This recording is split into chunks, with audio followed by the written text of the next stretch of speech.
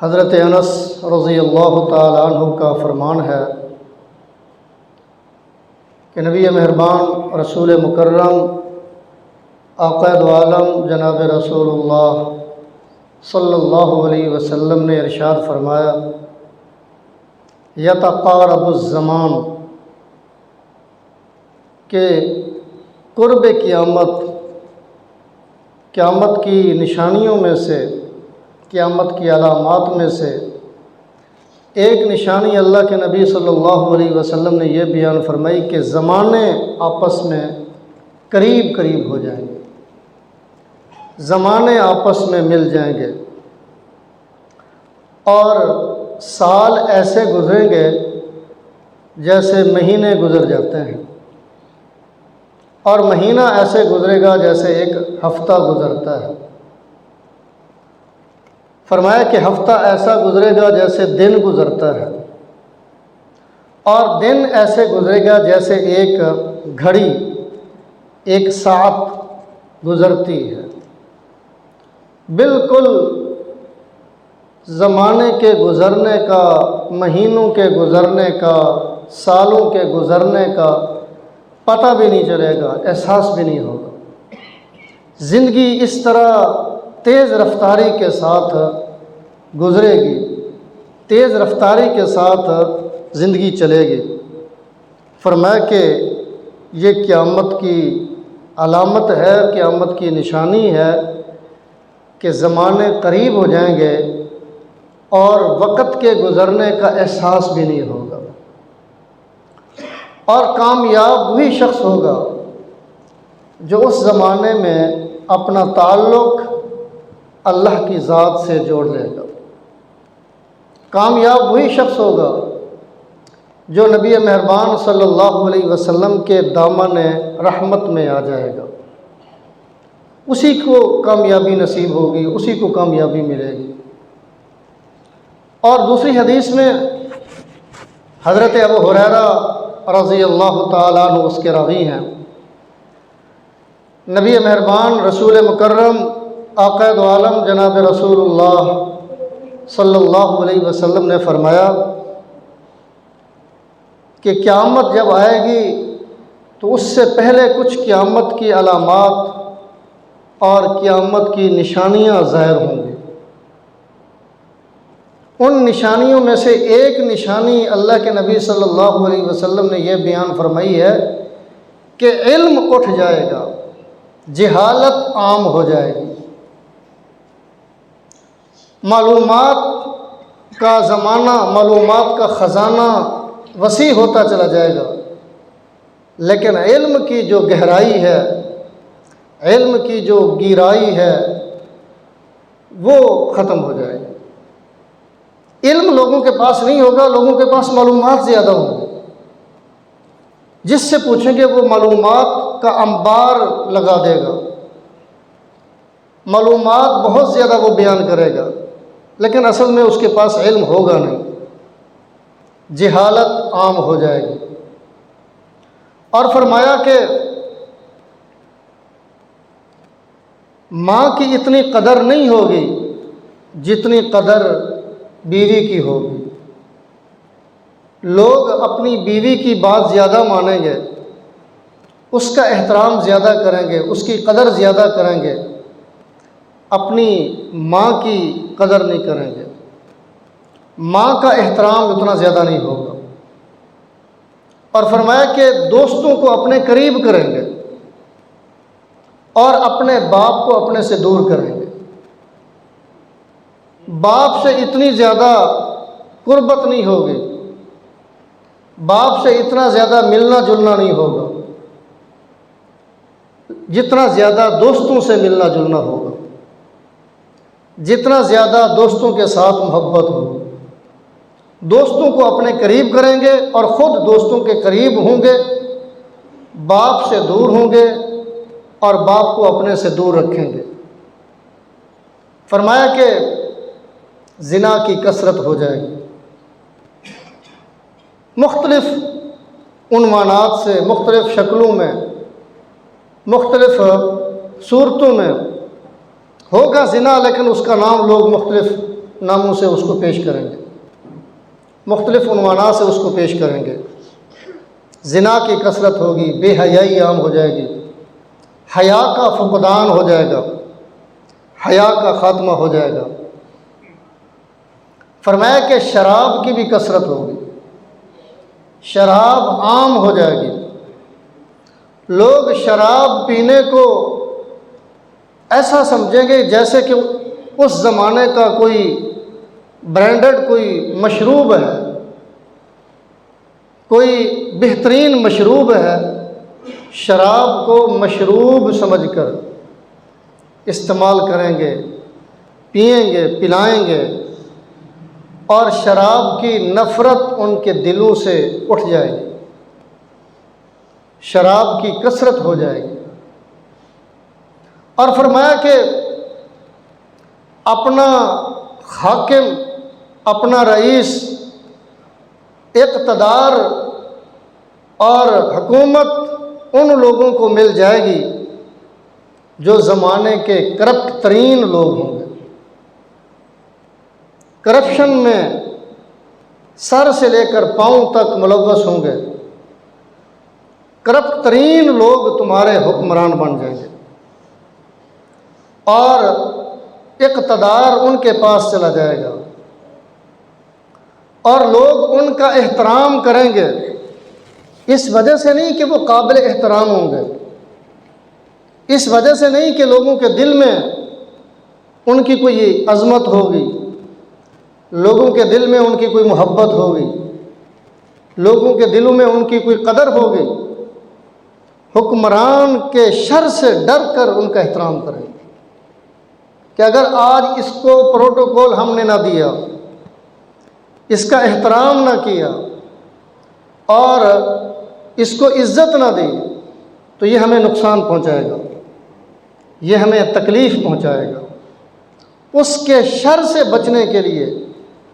اس کی ایذاؤں سے بچنے کے لیے، اس کی تکلیفوں سے بچنے کے لیے لوگ اس کو سلام پیش کریں گے، اس کو سلوٹ کریں گے۔ یہ قیامت کی نشانیاں ہیں۔ فرمایا کہ ایسے زمانے میں وہ آدمی جو بیٹھا ہوگا وہ کھڑے آدمی سے بہتر ہوگا، اور جو کھڑا ہوگا وہ چلنے والے سے بہتر ہوگا، اور جو چلنے والا ہوگا وہ دوڑنے والے سے بہتر ہوگا، اور جو دوڑنے والا ہوگا وہ سواری، تیز رفتار سواری پر سوار ہونے والے سے بہتر ہوگا۔ فرمایا کہ جب ایسا زمانہ آ جائے اور ایسی پریشانی تمہیں لاحق ہو جائے، کچھ سجائی نہ دے رہا ہو، کچھ سمجھ نہ آ رہی ہو کہ ہمیں کیا کرنا چاہیے، کس طرح اپنے آپ کو بچائیں، کس طرح اپنی عزت کو بچائیں، کس طرح اپنے دین کو بچائیں، کس طرح اسلامی شعائر کو بچائیں، اس کا احترام کریں۔ فرمایا کہ ایسے زمانے میں وہ لوگ جو آبادیوں کو، شہروں کو چھوڑ کر دور دراز جنگل میں چلے جائیں گے، وہ ان فتنوں سے بچ جائیں گے۔ دور دراز علاقوں میں، جنگلوں میں، جہاں کوئی آبادی نہیں ہوگی، وہاں اگر کسی کے اونٹ ہوں تو وہ اپنے اونٹوں کے پاس چلا جائے، وہاں زندگی گزارے۔ کسی کے پاس اگر بکریوں کا ریوڑ ہے تو فرمایا کہ وہ جنگلوں میں چلا جائے اور بکریوں کے اپنے اس ریوڑ کے پاس رہ کر زندگی گزارے، وہ ان فتنوں سے بچ جائے گا۔ فتنے شہر میں، آبادیوں میں زیادہ ہوتے ہیں، جنگل میں اور جہاں کوئی آبادی نہیں ہے، جہاں لوگ نہیں رہتے، جہاں لوگ نہیں بستے، وہاں الگ تھلگ جا کر کوئی آدمی اپنی زندگی گزارنا شروع کر دے، وہاں رات دن رہے۔ فرمایا کہ وہ فتنوں سے بچ جائے گا۔ فتنوں سے بچنے کا یہ طریقہ، یہ صورت اللہ کے نبی صلی اللہ علیہ وسلم نے بیان فرمائی ہے۔ اور ایک اور حدیث میں جس کے راوی حضرت علی کرم اللہ وجہ، حضرت علی رضی اللہ تعالیٰ عنہ فرماتے ہیں کہ نبی مہربان رسول مکرم آقا دو عالم جناب رسول اللہ صلی اللہ علیہ وسلم نے فرمایا یأتی علی الناس زمان کہ لوگوں پر ایک ایسا زمانہ آئے گا، لوگ اس زمانے کے اندر مبتلا ہوں گے، ایسا زمانہ لوگوں پر آنے والا ہے، لا تطاق المعیشہ الا بالمعاصی، فرمایا کہ اس زمانے میں گناہوں کے بغیر، معاصی کے بغیر زندگی گزارنا مشکل ہو جائے۔ لا تطاق المعیشہ الا بالمعاصی، گناہوں کے بغیر، معاصی کے بغیر، اللہ کی نافرمانی کے بغیر ان کا زندگی گزارنا مشکل ہو جائے گا۔ جس شعبے میں بھی جائیں گے وہاں مشکل ہی مشکل، وہاں گناہ ہی گناہ۔ تجارت اختیار کریں گے، تجارتی شعبہ اپنائیں گے، وہاں گناہ، ملازمت کریں گے وہاں گناہ، اور کوئی اور سلسلہ شروع کریں گے، زراعت کریں گے، کاشتکاری کریں گے، کھیتی باڑی کریں گے، وہاں گناہ۔ جہاں کہیں بھی جائیں گے، جس شعبے کو بھی اختیار کریں گے وہاں گناہ کے بغیر زندگی گزارنا ان کے لیے مشکل ہو جائے گا۔ کمائی کرنا، کاروبار کرنا، محنت مزدوری کرنا بغیر گناہوں کے، بغیر اللہ کی نافرمانی کے مشکل ہو جائے گا۔ فرمایا کہ حتیٰ کہ یکذب الناس، حتیٰ کہ لوگ جھوٹ بولنا شروع کر دیں گے اور کثرت کے ساتھ جھوٹ بولیں گے، انتہا درجے کا جھوٹ بولیں گے، اور ہر شعبے کے اندر جھوٹ بولا جائے گا، ہر میدان کے اندر جھوٹ بولا جائے گا، اور جھوٹ کی کثرت ہو جائے گی۔ بغیر جھوٹ بولے ان کا کاروبار نہیں ہو سکے گا، بغیر جھوٹ بولے ان کی ملازمت نہیں چل سکے گی، بغیر جھوٹ بولے کسی جگہ وہ جاب نہیں کر سکیں گے، بغیر جھوٹ بولے کھیتی باڑی نہیں کر سکیں گے، کاشتکاری نہیں کر سکیں گے، زندگی کا کوئی بھی شعبہ ہو، فرمایا کہ جھوٹ بولے بغیر اس شعبے پر وہ چل نہیں سکیں گے، اور جھوٹی قسموں کا رواج ہو جائے گا، جھوٹی قسمیں عام ہو جائیں گی، ہر بات میں جھوٹی قسم اٹھائی جائے گی، کسی بھی شعبے میں ہوں گے جھوٹی قسم اٹھائے بغیر ان کا چلنا مشکل ہو جائے گا، گزارا ان کا مشکل ہو جائے گا۔ ایک تو جھوٹ بولیں گے، دوسرا فرمایا کہ جھوٹی قسم اٹھائیں گے۔ اب دیکھ لیں، اپنے زمانے کو دیکھ لیجئے، کون سا شعبہ ایسا ہے، کون سا میدان ایسا ہے جہاں جھوٹ نہیں بولا جاتا؟ جھوٹ کے بغیر آپ کا کوئی کام ہو سکتا ہو، دو نمبری کے بغیر آپ کا کوئی کام ہو سکتا ہو، اور جھوٹی قسم اٹھائے بغیر عزت کے ساتھ، احترام کے ساتھ آپ کا کوئی کام ہو سکتا ہو، بہت مشکل ہو گیا ہے۔ جھوٹ عام بولا جاتا ہے، جھوٹی قسمیں عام اٹھائی جاتی ہیں۔ یہاں فیصل آباد کے ایک بہت بڑے بزنس مین ہیں، تاجر ہیں، بڑا ان کا وسیع کاروبار ہے، بہت اوپر والے لیول پر ہیں۔ ان کا انٹرویو میں سن رہا تھا کہ ان سے پوچھا گیا کہ اتنا بڑا آپ کا کاروبار ہے، اتنے بڑے آپ بزنس مین ہیں اور صنعت کار ہیں آپ، اور بہت اونچے لیول پر آپ کا کاروبار ہے، پاکستان کے بڑے کاروباروں میں آپ کا نام آتا ہے، بتائیے کہ کاروبار میں جھوٹ بولا جاتا ہے؟ جھوٹ کے بغیر کاروبار ہو سکتا ہے؟ اور جھوٹ بولے بغیر کس حد تک کتنا کاروبار کیا جا سکتا ہے؟ تو اس بڑے تاجر نے، بڑے بزنس مین نے صاف صاف کہا کہ جھوٹ کے بغیر کام نہیں چل سکتا، جھوٹ کے بغیر کاروبار نہیں چل سکتا، جھوٹ کے بغیر ہم اپنے کاروبار میں ترقی نہیں کر سکتے، مجبوراً ہمیں جھوٹ بولنا پڑتا ہے۔ یہ بڑے تاجر کے کلمات ہیں، اس کی گفتگو ہے، اس کا انٹرویو ہے۔ ایک بڑا تاجر اگر وہ اس بات کو تسلیم کر رہا ہے، مان رہا ہے کہ جھوٹ بولے بغیر، جھوٹی قسم اٹھائے بغیر کاروبار نہیں ہو سکتا، کام نہیں چل سکتا، کاروبار میں ترقی نہیں ہو سکتی، تو اندازہ لگائیے کہ جو چھوٹا موٹا کاروبار کرنے والے لوگ ہیں، چھوٹی سطح پر کام کرنے والے لوگ ہیں، چھوٹے ملازم ہیں، ان کا کیا حال ہوگا۔ تو نبی پاک صلی اللہ علیہ وسلم نے فرمایا کہ ایسا زمانہ آئے گا کہ لوگوں کا زندگی گزارنا بغیر گناہ کے بہت مشکل ہو جائے گا۔ فرمایا کہ جب ایسا زمانہ آ جائے، اذا ذالک الزمان، جب ایسا زمانہ آ جائے اور اس قسم کا ماحول بن جائے، تو فرمایا کہ تمہیں کیا کرنا چاہیے اور تم کیا کرو گے۔ فرمایا کہ تم بھاگ جاؤ، تم فرار ہو جاؤ، بھاگ جاؤ، تم پر بھاگنا ضروری ہو جائے گا۔ صحابہ کرام رضوان اللہ تعالی علیہم اجمعین نے عرض کیا، آقا یا رسول اللہ صلی اللہ علیہ وسلم، ہم کہاں بھاگ جائیں، کہاں چلے جائیں، کس علاقے میں چلے جائیں، کس جگہ پر چلے جائیں، کہاں ہم بھاگ جائیں جہاں جا کر ہم سکون والی زندگی گزار سکتے ہوں، سہولت والی زندگی گزار سکتے ہوں، اللہ کی اطاعت والی، اللہ کی بندگی والی، اللہ کی فرما برداری والی زندگی ہم گزار سکتے ہوں اور گناہوں سے ہم بچ سکتے ہوں، ہم کہاں جائیں۔ اگر یہ گناہ صرف شہر میں ہوتا ہو تو چلو ہم شہر چھوڑ کر کسی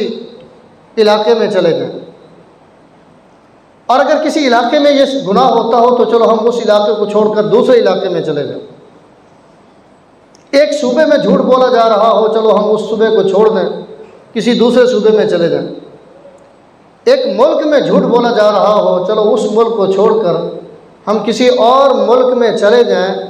کوئی ایک جگہ پر جھوٹ بولا جا رہا ہو، اس جگہ کو چھوڑ کر ہم دوسری جگہ چلے جائیں، یہ تو ممکن ہے۔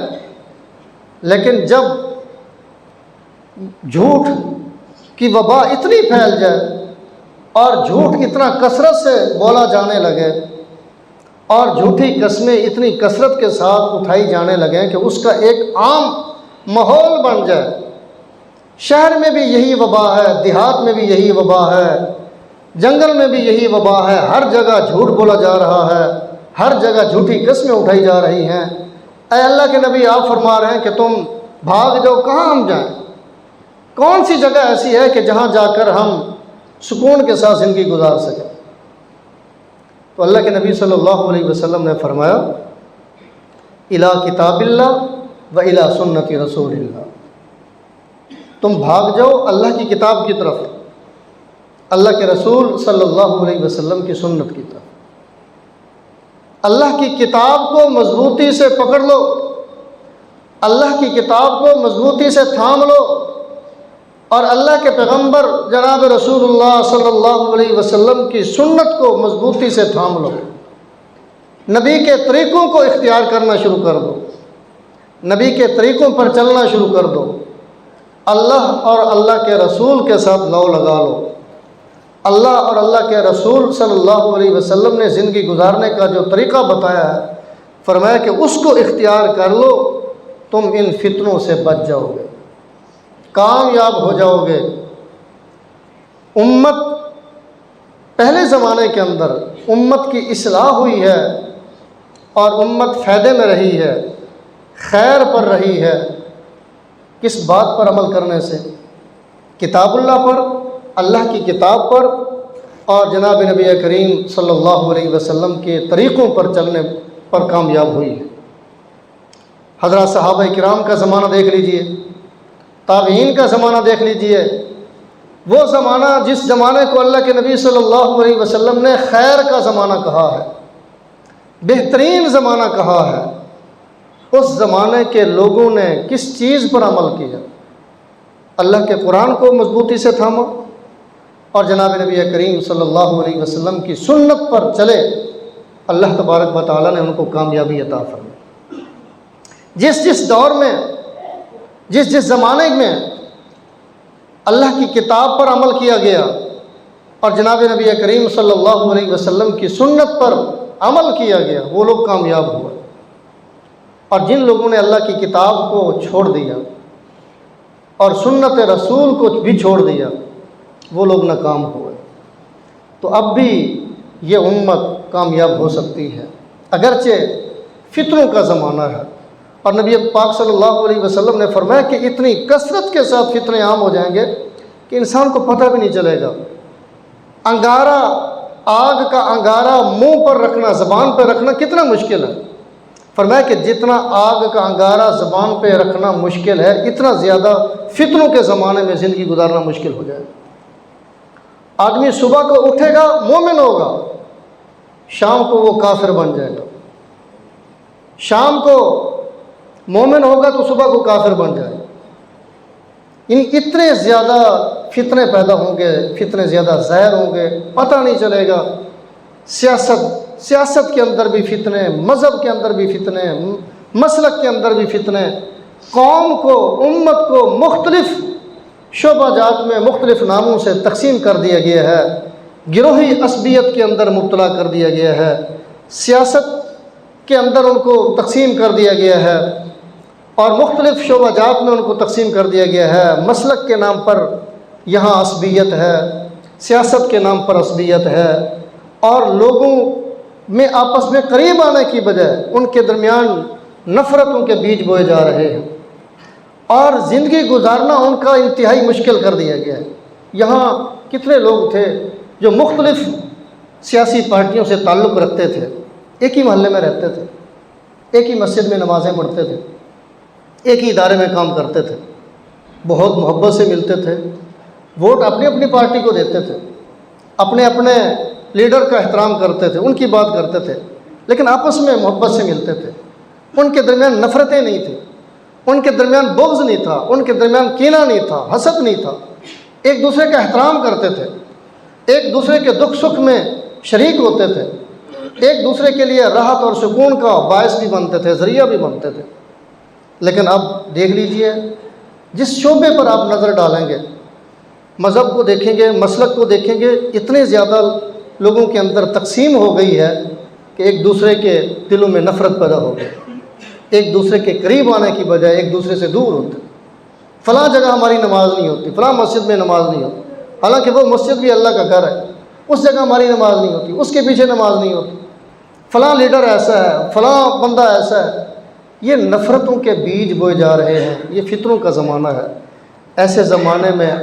اللہ کی پناہ گاہ کی طرف ہمیں آنا چاہیے، اور وہ پناہ گاہ کیا ہے؟ جس پناہ گاہ میں ہم آئیں گے